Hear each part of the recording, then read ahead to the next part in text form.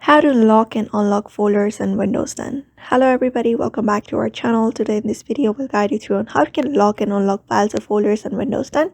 So without any delay, let's begin with the process on how you can do so. But before that, don't forget to hit the like, share and subscribe icon.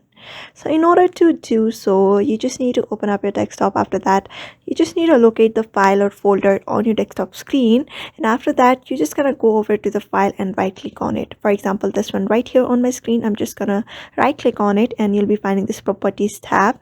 Just go ahead and click on properties at the very last, and here you can see this properties pop up on your screen. So you're just gonna go to the security, the second one, general, after security, and here you'll be finding different options. Here you're just gonna look up at the option called administration.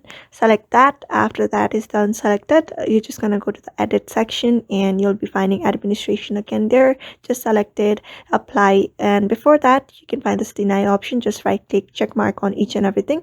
After that, apply and okay, and after that is done, just double click on the file or folder and your file will be locked.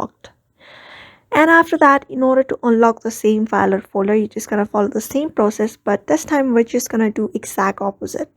Head over to the properties tab and go to the security. After that, go to select administration again and go to edit and select administration again, and after that go to the deny section, and if this is check marked, if you have locked your file, it will be check marked. Uncheck it. After that, apply and okay, and that particular folder will be unlocked.